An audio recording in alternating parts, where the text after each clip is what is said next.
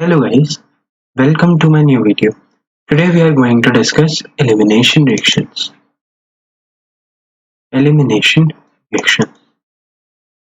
In the previous video we had discussed the substitution reactions and today we are going to discuss the elimination reactions. तो elimination reactions में सबसे पहले हम elimination का meaning समझते हैं. ओके जी. तो जब भी हमारे पास कोई हमारे पास रिएक्टेंट है या कोई भी सबस्ट्रेट है और उससे हम कोई चीजें निकाल रहे हैं, फॉर एग्जांपल वाटर, ठीक है, या कुछ भी कर रहे हैं, तो वो एलिमिनेशन रिएक्शन आता है.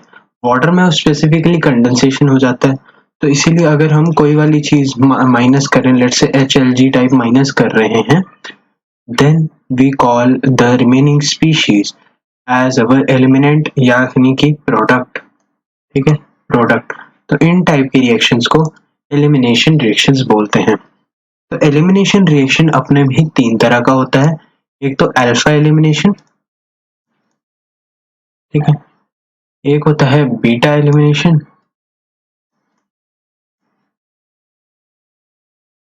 और एक होता है गामा एलिमिनेशन. ठीक है जी. तो जो अल्फा एलिमिनेशन होता है वो होता है 1-1 एलिमिनेशन. ठीक है. जो बीटा होता है दैट इज 1-2 एलिमिनेशन और गामा इज 1-3 एलिमिनेशन.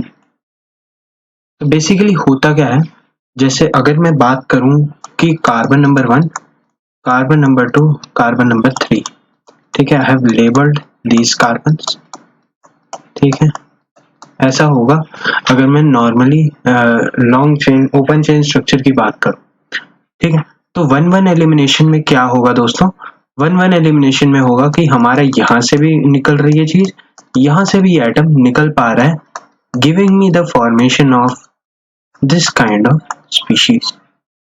ठीक है. दोनों जो हमारे लिविंग चीजें हैं, they both are living from the same atom, and in that case it is known as alpha elimination. ठीक है. तो इसमें क्या है, इंटरमीडिएट या ये भी जो भी इसे आप कहो, so this is known as a carbene. ठीक है.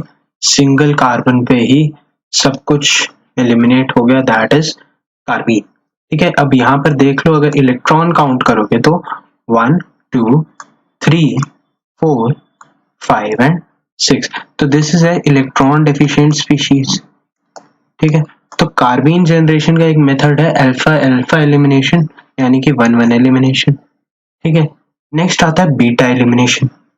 तो बीटा एलिमिनेशन की बात करें, okay, if we talk about beta elimination then still the conditions are straight forward. ठीक है. ये हमारा C2 है एंड ये हमारा C1 है. ठीक है. बीटा पे क्या है, बीटा वाला एक एलिमिनेट हुआ, ठीक है, और अल्फा वाला एक एलिमिनेट हुआ, यानी कि 1-2 एलिमिनेशन कर रहे हैं ना. तो अब यहाँ पर इसमें एक ये अपना इलेक्ट्रॉन लेके चला गया और ये भी अपना इलेक्ट्रॉन लेके चला गया. तो यहाँ पर 2 इलेक्ट्रॉन रह गए, इन दो ने आपस में बॉन्डिंग कर ली, giving me the formation of pi bond. ठीक है. तो बीटा एलिमिनेशन में क्या बनता है, पाई बॉन्ड. और अगर गामा एलिमिनेशन की बात करें, if we talk about gamma elimination, ठीक है, just a moment, if we talk about gamma elimination, तो बहुत ही सिंपल है कि एक यहां से चला गया, एक सेकंड, एक यहां से ये वाला चला गया और इसी का इस हिसाब इसने भी रख लिया. ठीक है. 1-3 एलिमिनेशन हुआ, इधर जो रेडिकल्स बने उन दोनों ने कंबाइन किया और यहाँ पर एक रिंग बना लिया 3 membered. So this kind of elimination is known as gamma elimination. ठीक है. तो इतनी बात क्लियर होगी. Then let's move forward. देखो हमारे सिलेबस में जनरली देखो अल्फा एलिमिनेशन और बीटा और गामा एलिमिनेशन नहीं है, उतना इम्पोर्टेंट नहीं है, है ना. But beta elimination is the most important part of our entrance examination syllabus at the this 12th level पे, जो हमारी सीनियर सेकेंडरी लेवल पे एग्जामिनेशन होती हैं, उसके लिए दिस इज वेरी इंपॉर्टेंट. ठीक है. तो चलिए दोस्तों स्टार्ट करते हैं विद बीटा एलिमिनेशन का डेप्थ। ठीक है, तो इन डेप्थ बीटा एलिमिनेशन की डिस्कशन करते हैं। तो बीटा एलिमिनेशन को हम डिस्कस करेंगे दोस्तों। ठीक है दोस्तों, तो बीटा एलिमिनेशन में सबसे पहला पॉइंट कि बीटा एलिमिनेशन 3 तरह का होता है। ठीक है, जो एलिमिनेशन मेथड है, मैकेनिज्म है, वो 3 तरह के रूल्स फॉलो करता है। One is E1, the second is E2 and the third is E1CB। ठीक है, ये 3 तरह के एलिमिनेशन होते हैं। ठीक है, E1 is known as unimolecular elimination, E2 is bimolecular elimination and E1CP is unimolecular conjugate base addition elimination mechanism। ठीक है, तो इसी पे बात करते हैं। अगेन जैसे हमारा SN1 सिमिलर टू SN1 चलता है और E1 में भी कार्बोकैटायन बनता है। ठीक है, E2 में बनता है हमारे पास कोई खास इंटरमीडिएट नहीं, जस्ट एक ट्रांजिशन स्टेट बनती है। ठीक है जी, और जो E1CB होती है उसमें हमारे पास एक कार्बन आयन बनता है। ठीक है, तो बेसिकली ये मेजरली ये 3 है हमारे सिलेबस का पार्ट, तो इन्हीं में हम डिस्कशन करेंगे। तो सबसे पहले आती है E1 एलिमिनेशन। ठीक है, तो E1 एलिमिनेशन में क्या बनता है, कार्बोकैटायन। ठीक है, और जब कार्बोकैटायन बनता है तो हमारे स्टेप्स कितने हो जाते हैं। सो this is a 2 step process again. ठीक है, मतलब जैसे अगर RX है, ठीक है, मतलब अगर मैं ज्यादा एग्जैक्टली बात करूं तो RCH2X है, पहले इसका आयनाइजेशन होता है। ठीक है, तो यहाँ पर RCH2 पॉजिटिव बनता है और X माइनस बनता है। फिर एक बेस आता है, ठीक है, या कोई भी ऐसा एजेंट आता है जो यहाँ से एक हाइड्रोजन को एब्स्ट्रैक्ट करेगा। ठीक है, और यहाँ पर जब हमारे पास कोई चॉइस नहीं बचेगा तो ये वाला इलेक्ट्रॉन पेयर इसकी तरफ घूम जाएगा, giving me the formation of this kind of species. This is an alkene. ठीक है, and this is the simplest mechanism of E1 elimination. ठीक है, तो E1 एलिमिनेशन में क्या बनता है, E1 एलिमिनेशन में कार्बोकैटायन बनता है। ठीक है, और कैसे बनता है, फर्स्ट होता है उसमें आयनाइजेशन प्रोसेस होता है। ठीक है, जो आयनाइजेशन फेवर कराया जाता है। ठीक है, और and in the second step what happens is कि हमारा जो बेस होता है that abstracts the adjacent hydrogen. ठीक है, base abstracts the adjacent hydrogen and attacks on the given and the leftover electrons attack on the positive charge, giving me the formation of a pi bond as the resultant। ठीक है, formation होता है। ठीक है, तो इसका example देख लेते हैं। ठीक है, जैसे हमारा डिहाइड्रेशन ठीक है बाय H2SO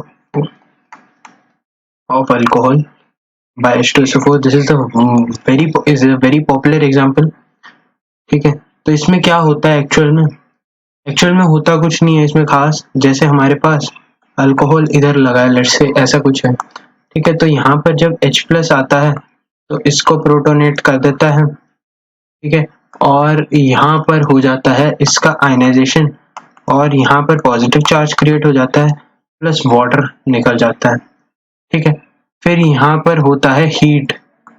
जब हीटिंग मैकेनिज्म्स होते हैं तो एलिमिनेशन प्रोडक्ट फेवरेबल हो जाता है। ठीक है, elimination at higher temperature elimination is much greater than substitution. तभी E1 में और SN1 में E1 कब फेवर करेगा, एट हाई टेम्परेचर्स या एट एलिवेटेड टेम्परेचर्स। ठीक है, तो ये याद रखना। जब हीट करेंगे तो यहाँ से जो हाइड्रोजन है वो इस सॉल्यूशन के H3O+ और OH- में जो कन्वर्ट हुआ होता है उसमें OH- में जाके वापस से ये वाला इलेक्ट्रॉन पेयर अंदर चला जाता है and there is the formation of a double bond. ठीक है, this was all about E1 mechanisms. ठीक है, next will talk about E2 mechanism. ठीक है, E2 मैकेनिज्म में क्या होता है? E2 मैकेनिज्म में भी बहुत ही सिंपल है, जस्ट यहाँ पर एक कार्बोकेटायन नहीं बनता है। ठीक है, इंस्टेड यहाँ पर एक बनती है ट्रांजिशन स्टेट। तो यहाँ पर जो ट्रांजिशन स्टेट बनती है उसकी स्टेबिलिटी पे भी डिपेंड करता है, और इतना ही नहीं, हमारे प्रोडक्ट कौन सा बन रहा है उस पे डिपेंड करता है, हमारे सबस्ट्रेट पे डिपेंड करता है कि हमने किस तरह का बेस लिया है। ठीक है, तो इसकी बहुत ही सिंपलेस्ट वे में अगर कैटेगराइजेशन की जाए तो आई वुड से कि अगर हमारे पास देखो, चलो एक बार मैकेनिज्म देखते हैं पहले तो। ठीक है, ये एक कंसर्टेड मैकेनिज्म होता है, पेरिप्लेनार। जब हमारे पास मैकेनिज्म चलता है तो इस तरीके से चलेगा। देखो ऐसा कुछ है हमारे पास, रिएक्टेंट ऐसा है। ठीक है, जब इसमें हमारे पास कोई भी बेस आएगा तो बेस का काम क्या है? बेस का काम है it will abstract the most acidic hydrogen. ठीक है, it will abstract a hydrogen from here. ठीक है, अगर यहाँ पर लीविंग ग्रुप लगा है तो यहाँ पर एक एसिडिक हाइड्रोजन है, यहाँ पर लीविंग ग्रुप है तो यहाँ पर पार्शियल पॉजिटिव है। ठीक है, तो पॉजिटिव चार्ज को और पॉजिटिव नहीं दे सकता, बट पॉजिटिव चार्ज को जब यहाँ पर पार्शियल नेगेटिवली चार्ज स्पीशीज बनेगी तो यहाँ पर रेजोनेंस के थ्रू वो क्या कर सकता है, अपने चार्ज को डीलोकलाइज कर सकता है, which will induce a stability with in the molecule. ठीक है, तो ऐसा होना चाहिए। ठीक है, तो एग्जैक्टली अगर मैं बात करूं, ठीक है, तो the base will abstract the most acidic hydrogen, base will abstract a beta hydrogen to be more exact, and यहाँ पर जो इलेक्ट्रॉन पेयर है, ठीक है, that will come, that will attack on this double bond, and in this pressure exerted scenario the leaving group will get out of the way, और leaving group और इसकी bonding हो जाएगी, and there is the formation of this thing plus HLG। ठीक है, तो इस तरीके से बीटा एलिमिनेशन होता है। ठीक है, देखो 1-2 एलिमिनेशन है। ठीक है, सेकंड कार्बन के हाइड्रोजन को एक्सट्रैक्ट किया जा रहा है और यहाँ से लिविंग ग्रुप निकल रहा है।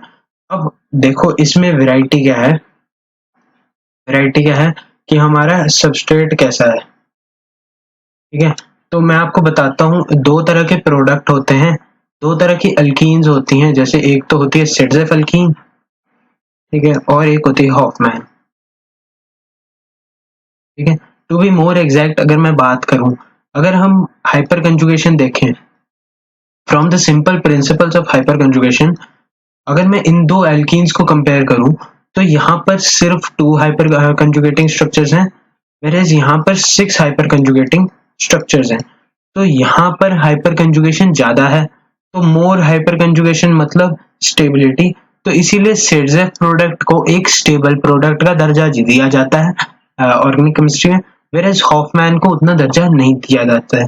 तो अब सवाल हमारे मन में ये उठता है कि कब हमारा प्रोडक्ट सिडजेफ होगा और कब हमारा प्रोडक्ट हॉफमैन होगा, इसके ऊपर अब डिस्कशन करते हैं। ठीक है, तो सबसे पहले अगर मैं सिडजेफ के प्रोडक्ट की बात करूं, ठीक है, तो सिडजेफ प्रोडक्ट तब बनता है जब हमारा जो बेस है वो मतलब सिंपल सा बेस हो, मतलब not bulky to be more exact.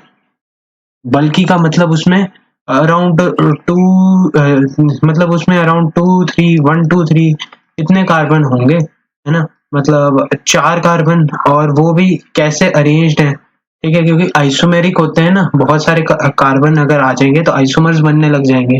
अगर बहुत ही सिंपली बात करें कि अगर 4 कार्बन की चेन है, ठीक है, तो तब तक वैसे तो ठीक है अगर स्ट्रेट चेन में है, बट अगर वो ब्रांच करने लग जाए, ऐसे बन जाए, ठीक है, या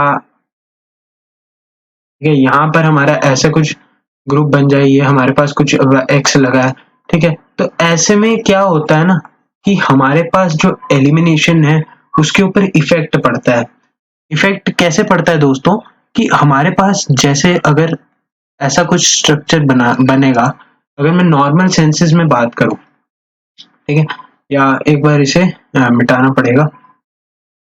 ओके सॉरी, ठीक है, अगर मैं सिंपल टर्म्स में बात करूंगा तो ज्यादा क्लियर होगी ये चीजें। देखो लेट्स से मेरे पास ऐसा कुछ है, CH यहाँ से लीविंग होनी है CH2 CH3, ठीक है, मेरे पास ऐसा है such that X is a leaving group.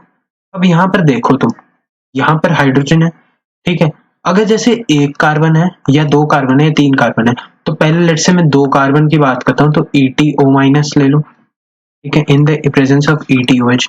तो ये अल्कोहल में अगर हम अल्कोक्साइड आयन के प्रेजेंस क्रिएट कर दें in a slight heating in the medium, तो this will tend to move towards this direction, क्योंकि यहाँ पर इसमें बहुत सारे फैक्टर्स हैं such as hydrogen bonding is one of them, तो ये इस साइड को मूव करना चाहता है, तो इसीलिए ETO- आएगा और यहाँ से ये वाला हाइड्रोजन लेगा और ये हमारा रिएक्शन सिंपली चल सकता है, ठीक है। अगर मैं ETO- को ओपन स्ट्रक्चर की फॉर्म में दिखाऊं, ठीक है, तो ऐसा है, ठीक है, जिसकी वजह से देखो अगर CH2- है तो यहाँ पर इसका उतना स्टेरिक इफेक्ट नहीं है, ठीक है। अगर मैं स्टीरिक, बेसिकली मैं बात किस बारे में कर रहा हूँ, मैं बात कर रहा हूँ कि स्टीरिक हिंड्रेंस कितनी है, ठीक है, steric hindrance is the major criteria, ठीक है। जब अब ऐसा कोई ग्रुप आ जाए, है ना, जैसे कि ये होता है टर्ट ब्यूटॉक्साइड, ठीक है, अगर टर्ट ब्यूटॉक्साइड की बात करें तो बहुत ही हैवी ग्रुप हो जाएगा, ठीक है, तो इसका with in the molecule attack करना मुश्किल हो जाता है, ठीक है, क्योंकि यहाँ पर ये भी तो खुला है बेसिकली, तो ऐसे बहुत सारे खुली खुली ब्रांचेस आती हैं, इतना वो टैकल ही नहीं कर पाता है हाइड्रोजन्स को। जैसे यहाँ पर तो ऐसा है कि यहाँ पर जो CH2 है उस पे इसका इफेक्ट, इस वाले ग्रुप का इफेक्ट इतना नहीं है, इस वाले ग्रुप का इफेक्ट तब डोमिनेट करता है जब यहाँ पर टर्ट ब्यूटॉक्साइड जैसा हो, ठीक है, तो वो क्या कराएगा, स्टीरिक हिंड्रेंस कराएगा। विद रिजल्ट होगा क्या कि अगर यहाँ पर स्टीरिक हिंड्रेंस होने लग जाएगा तो ये वाला हाइड्रोजन निकालना मुश्किल हो जाएगा, ठीक है, क्योंकि रिपल्शन बढ़ जाएंगे। तो इसीलिए क्या होता है कि जब हायर कार्बन्स आते हैं तो सिड्स प्रोडक्ट को उतनी प्रायोरिटी नहीं दी जाती है, ठीक है। जैसे अगर मैं नॉर्मली जैसे हम डिस्कस कर रहे हैं तो इसका सिड्स प्रोडक्ट सिंपली ये बनेगा, double bond CH and CH3, ठीक है, ऐसा कुछ प्रोडक्ट बनना प्रोबेबल है। तो ये सिड्स प्रोडक्ट है क्योंकि यहाँ पर स्टेबल प्रोडक्ट है, hyper conjugation 6 hyper conjugation structures हैं, ठीक है।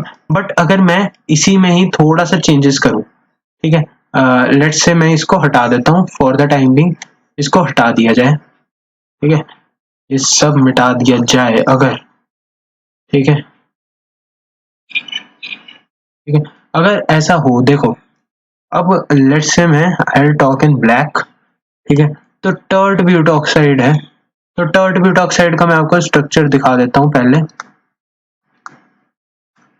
O-, दिस इज TbO-, ठीक है, तो ऑब्वियस सी बात है कि अगर ये भी खुला है वैसे तो, ठीक है, और यहां से भी इतना बड़ा ग्रुप आ रहा है तो ऑब्वियसली इस पे बहुत ज्यादा रिपल्शन होगा, बॉन्ड पेयर्स का रिपल्शन बहुत ज्यादा होगा, आयन आयन आयन पेयर और bond pair, lone pair bond pair का रिपल्शन होगा, ठीक है, जिसकी वजह से ये यहाँ से जाना प्रेफर नहीं करेगा, इंस्टेड वो क्या करेगा, यार अगर देखें ये अल्फा कार्बन है, ठीक है, ये बीटा कार्बन है और ये भी तो बीटा कार्बन है, और इधर से इसको हाइड्रोजन लेने से कोई रोक नहीं सकता, ठीक है, तो यहां से जब वो हाइड्रोजन ले सकता है तो वो ले लेगा, और यहाँ पर अब ये वाला इलेक्ट्रॉन पेयर जा सकता है, और इसी वजह से जो प्रोडक्ट बनेगा दोस्तों वो एक हॉफमैन प्रोडक्ट बनता है।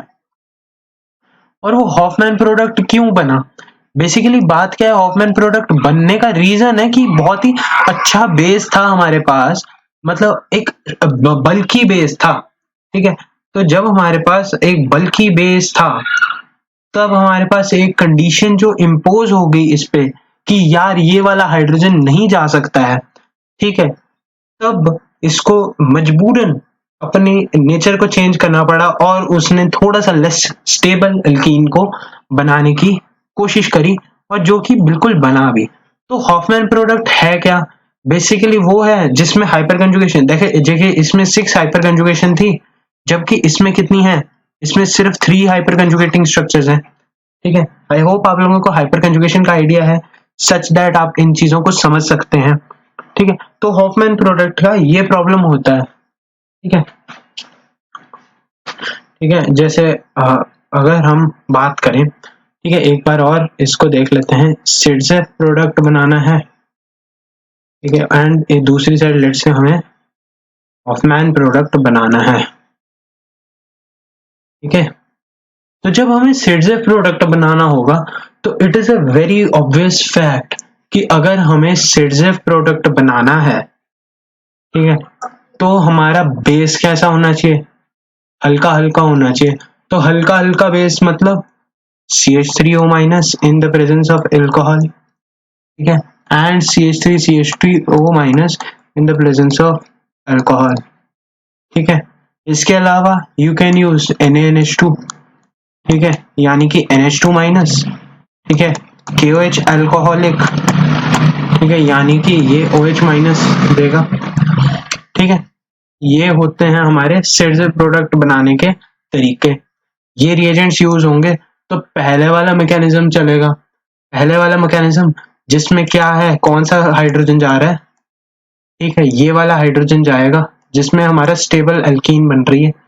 ठीक है, हॉफमैन प्रोडक्ट बनाना है तो you can use tert butoxide, और क्या बना सकते हैं, हाँ, LDA लिथियम डाइसोप्रोपाइलअमाइन, ठीक है, और भी बहुत सारे ऐसे एक्सेट्रा बहुत सारे हैं। जब भी ग्रुप बल्की हो जाए, ठीक है, बेसिकली जो जितना ग्रुप बल्की होगा उतना उसको अंदर जाने में दिक्कत होगी, तो उतना वो बाहर से कहीं से हाइड्रोजन अगर मिल रही होगी तो उसको अब्स्ट्रैक्ट करने की कोशिश करेगा।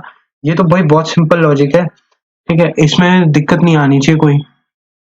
ठीक है, ये था। अच्छा, तो एक बार समरी देखें तो E1 में क्या बनता है, कार्बोकटायन बनता है, तो बहुत सिंपल है। ठीक है, अगर E2 में बात करें तो E2 में सिडजेफ प्रोडक्ट भी बन सकता है और E2 में एक हॉफमैन प्रोडक्ट भी बन सकता है। ठीक है, तो जब सिडजेफ प्रोडक्ट बनाना होगा तो हमारे पास एक स्टेबल एल्कीन बनती है, जैसे आपको पता ही है, सिडजेफ का मतलब स्टेबल एल्कीन और हॉफमैन का मतलब कि लेस स्टेबल, मतलब अनस्टेबल होता तो बनता ही नहीं ना, बट अगर इसकी हम रिलेटिव, इट्स ऑल रिलेटिव ना, एल्कीन्स के मामले में इट्स ऑल रिलेटिव की पहली वाली केस से ज्यादा स्टेबल है। ठीक है, तो इसी में मोर स्टेबल एल्कीन बनाने के लिए हमें क्या चाहिए, एक लाइट सा ग्रुप, लाइट ग्रुप, और लेस स्टेबल बनाने के लिए हमें चाहिए एक हैवी या बल्की ग्रुप। ठीक है, I hope this is clear as of now. ठीक है, लास्ट है हमारे पास E1CB। This is somewhat irrelevant, not that important. ठीक है, काम हमारा E1 E2 में ही होता है जनरली, बट E1CB बताने के लिए अच्छा लगता है, बता दिए। ठीक है, देखो एक्चुअल में होता क्या है, फॉर एग्जांपल मेरे पास ऐसा कुछ प्रोडक्ट, ओह ये सल्फर होगा यहाँ पर। ठीक है, अगर मेरे पास ऐसा कुछ रिएक्टेंट है, ठीक है, और या इसे मैं कंडीशन ऐसे OPH लगा दिया लेट्स से। ठीक है, तो हमारे पास कंडीशन क्या होती है E1CB की, पहले तो हाई हीट होनी चाहिए, दूसरा बात सिंस हमें कार्बन आयन बनाना है तो हमारा हाइड्रोजन एसिडिक होना चाहिए। एसिडिक होने का मतलब क्या है कि जब हम उसका कॉन्जुगेट बेस बनाए, कॉन्जुगेट बेस, कॉन्जुगेट बेस, ठीक है, तो वो नेगेटिव चार्ज क्रिएट होगा।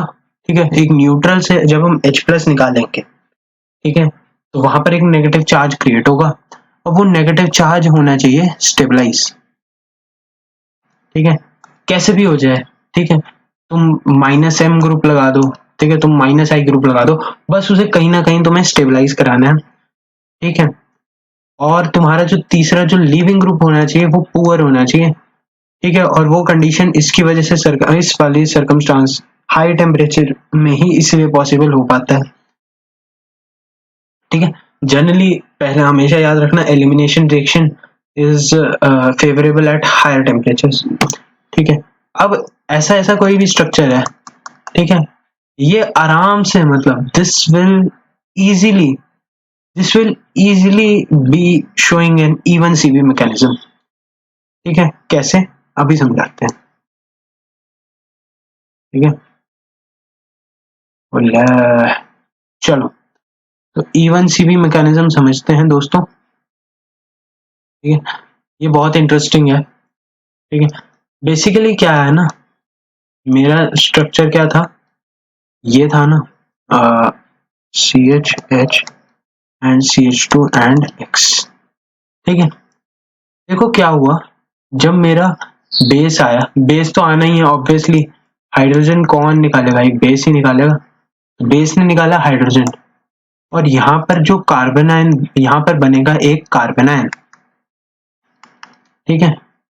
अब जो कार्बन आयन बनेगा वो इस वाली साइड क्या कर सकता है भाई, रेजोनेंस कर सकता है ना, ठीक है। और अगर तुम्हारे दिमाग में रेजोनेंस टिक गई, ठीक है, कि हाँ ये रेजोनेंस कर रहा है, तो इसका मतलब हाइब्रिड, अगर मैं हाइब्रिड से ही स्टार्ट करूं, ठीक है, ये ऐसे रेजोनेंस कर सकता है, ठीक है, और फिर इसका यहाँ पर नेगेटिव आएगा, फिर ये वापस जाएगा और इस पे आ जाएगा, तो basically this negative charge is resonance stabilised, ठीक है।